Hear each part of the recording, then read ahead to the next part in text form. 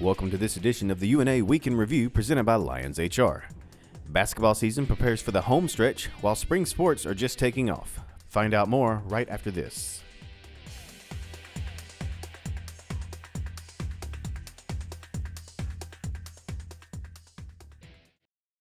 Hi, I'm Bill Lyons with Lions HR.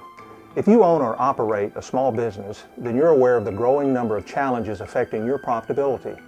And if you're like most companies, the most expensive challenges are often people-related.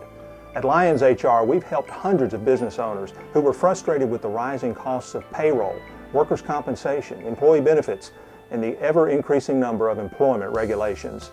There's a better way to manage your human resources. Find out how working with Lions HR can improve your company's profitability. The UNA baseball team opened the 2016 season with a pair of doubleheader sweeps over the weekend.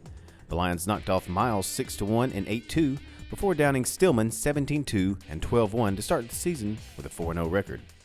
Against Miles, UNA out-hit the Golden Bears 22-6 in 2 games, with senior Kevin Hall leading the way with a 5-for-6 performance at the plate.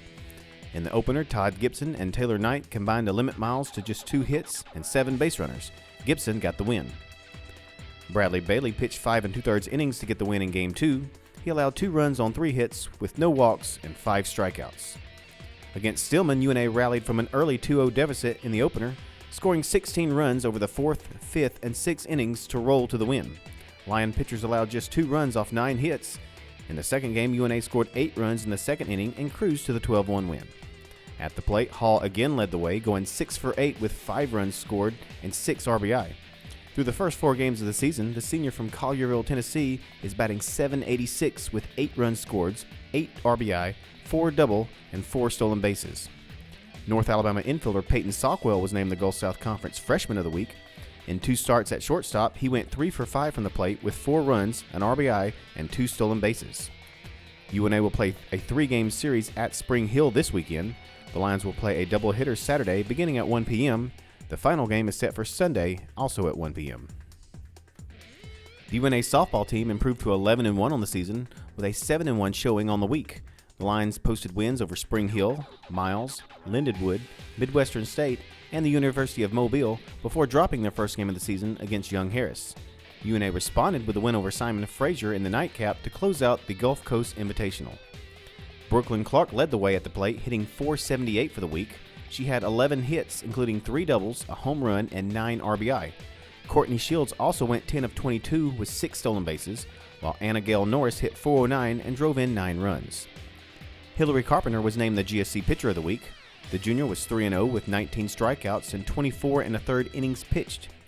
Hannah Bodenhorn was also named the league's Freshman of the Week. The right-handed pitcher from Collierville, Tennessee made her first collegiate start count, tossing a complete game no-hitter against Tuskegee. She finished the week with 13 strikeouts. UNA will now turn its attention to GSC play. The Lions will host number 6 Valdosta State for a 3-game series next weekend.